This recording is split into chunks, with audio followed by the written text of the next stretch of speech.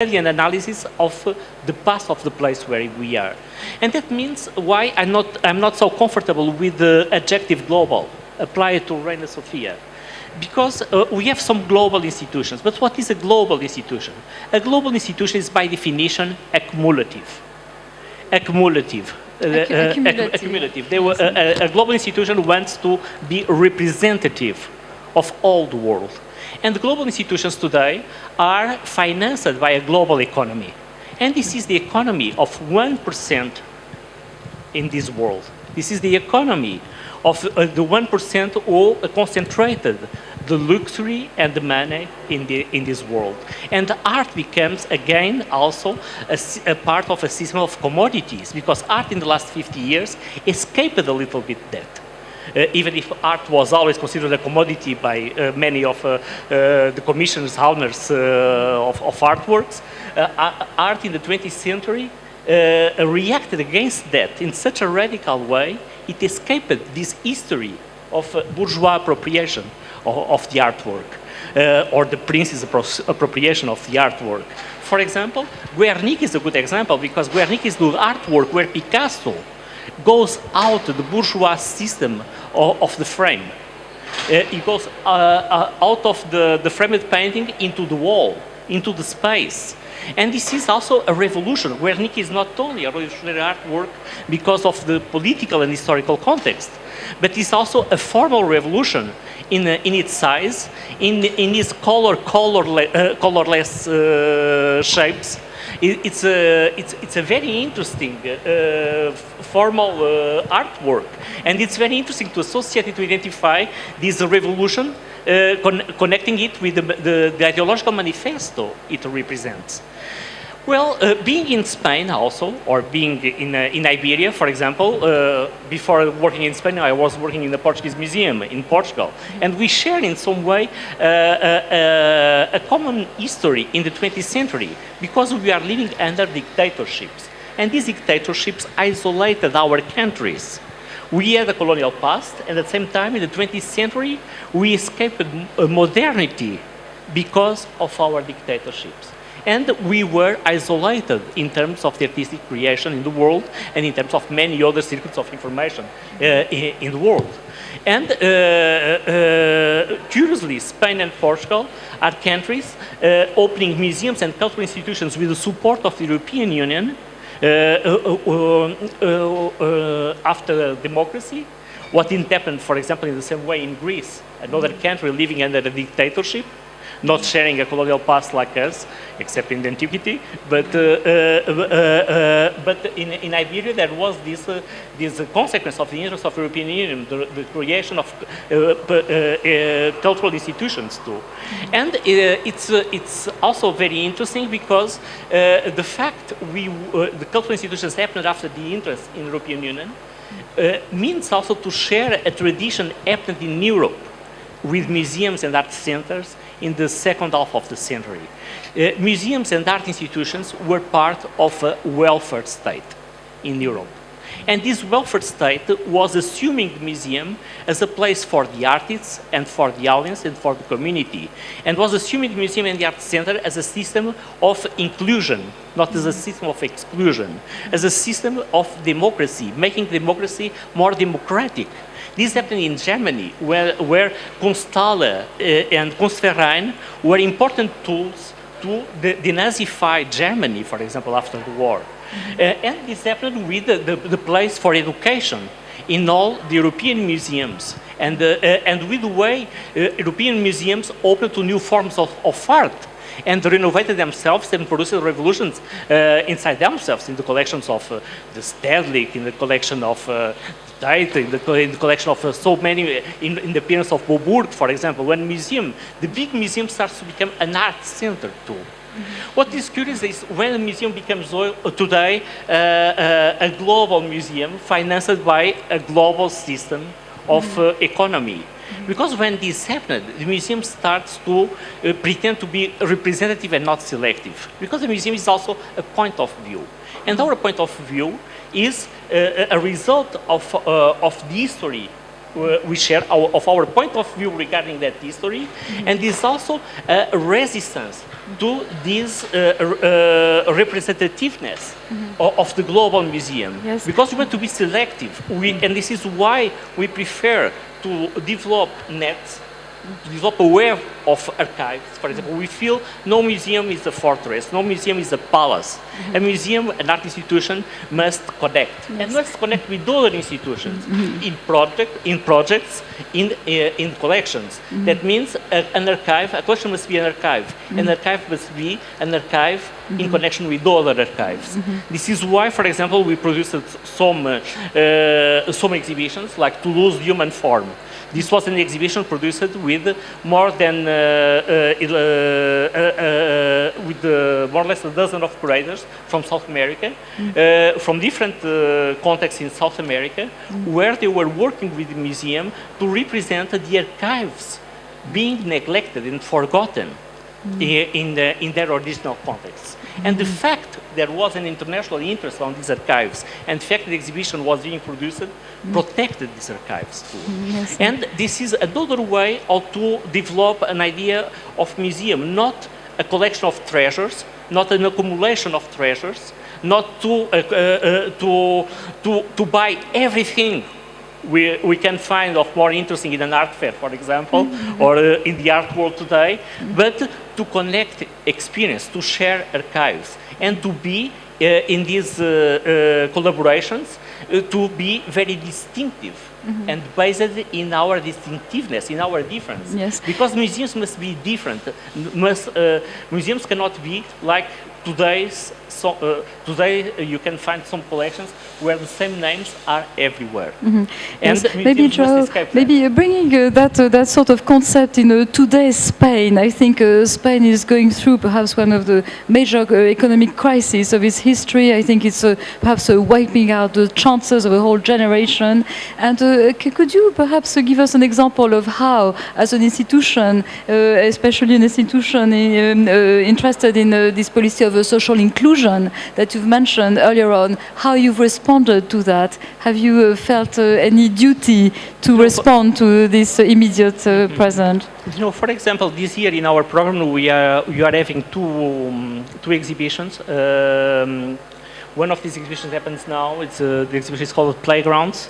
The next exhibition it's called A Really Useful Knowledge. And these are exhibitions about the use of public space and the presence of education in today's artistic creation. And in some way, these exhibitions address also a context we find not only in the art world, but also in the city where we are, in Madrid, or in the Spanish culture. For example, the use of the public space in Spanish culture, the idea of the public space is seminal in daily life. To live in the square, to live in the street, to share the street, to share the square, to occupy the square. And that means why this exhibition about playgrounds is about the concept of the playground and the history of the playground in the history of the cities, in the history of architecture, but is also about the present when the citizens occupy the public street to celebrate, as they did with Carnival, for example, always, but to occupy the public street also to participate in a political life in another way to make democracy bigger today. And this happens from Madrid to New York. And this is why artists are also connected with that. And this is why also this exhibition represents that. But at the same time, museums are kaleidoscopes. We are not only doing these sort of activist exhibitions. For example, it's very important to identify the hidden stories of the history. The big function of a museum is to add stories to the history we know already. And this is why it's very important for us to dialogue with collections and to share experience with collections. Even with private collections, for example, we have a special relationship with the collection Cisneros. And the collection Cisneros is an important tool for us to connect precisely with the particular history of abstract art in South America in the 20th century. This is for us another mirror inside the kaleidoscope. There are many others. Yes. Ivona, you have mentioned how you've been engaged with this issue of underrepresentation of women, and very successfully. You also have a history of addressing Latin America as an institution. Is this an area you think is underrepresented, and where perhaps you will focus some effort in the future in terms of representation?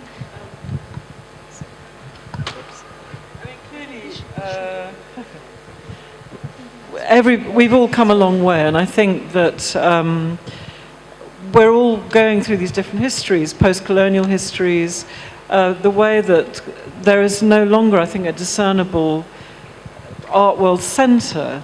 There are many centres. So, for example, I went to Sharjah, to the so-called March meeting, and then I went to Dubai, and then I went to Qatar, and in the 7 or 8 days I was there, the words London and New York were never mentioned, not once, and I realised it's a different geopolitical access. I'm sure if you go to Sao Paulo, it's the same. I think we're now recognising that there are multiple modernisms. I think the big task is both retrospective and forward-looking. So the canonical art histories, the Gombrics, the story of art as it was once told, particularly told and defined by MoMA, by the Alfred Barr, the famous Alfred Barr chart, has to be radically revised. And I think we all know that. And there have been steps towards that recognition in MoMA itself. In Tate, we did a big show called Century City in 2000 for the new Tate Modern to recognise that there had been in Rio in the 1950s, but also in Lagos in the 1970s, these different crucibles of modernism, of cities and locations and communities that were catalysts for progressive ideas, avant-garde ideas in both aesthetics and theory and culture. So it's a wider movement. I think that now we've seen, you know, in MoMA at the moment, Lydia Papes on... Lydia Clark has a major retrospective. So it was sadly too late for so many of those artists. They are only now being recognised, but that recognition is coming. I think what we'll see now is they themselves are becoming iconic. You know, Oiticica, I think, has become a world-class and world-recognised figure in Brazilian art. But now let's look at what was happening with his contemporaries. Let's look at also what was happening in Venezuela, or you know, any of the other art scenes that were erupting across Latin America. So I think the shock troops of recognition, you know, have that job has been done, but we're in danger perhaps of again reifying and canonizing a few figures. And what we now need to do is find their peers, their contemporaries, those figures that we are in danger of marginalizing by making these celebrity names, if you like. So I think that's an interesting time for us now. Yes. Are you quite aware of also the function of the institution that sort of gives a seal of value to an artist and therefore has repercussion on the marketplace as well? You are the only one to have mentioned yes. The market and the difficult access for artists. It's a tricky moment, isn't it? Because we want to value what we do. We need an economy around all of us. Artists need to eat, and they need to be able to make art, and they need to be able to support their families. There's an ecosystem around art, and it would be naive to deny that. I think the market gets very bad press. There are a few sensationalist stories, but for the majority of artists and the majority of our colleagues who love and work with artists, it's certainly not about great riches. The enrichment comes in other ways. But could I just pick up on what João was saying about archives? In this revisionist period that I think we're all within, I was struck, 100 years ago, artists hated the past. For them it was a great burden. Thinking about the early avant-gardes, particularly in Russia, for example, or for the constructivists, for the supremacists. Their job was to create a tabula rasa, the futurists. They wanted to smash, in a way, the past, and they had an Oedipal relationship with it. They wanted to kill the father. Whereas 100 years later, we're seeing young artists obsessed with archives, with histories.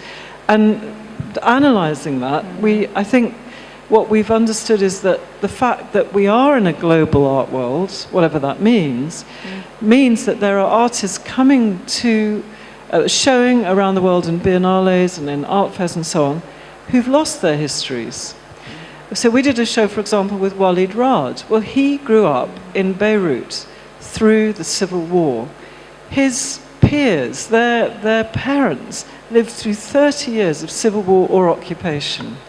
Or we have artists who came out of living in Latin America, where there is also a missing generation, where the juntas, the disappearances, the censorship. We have artists coming from Central and Eastern Europe who lived through the worst excesses of communism.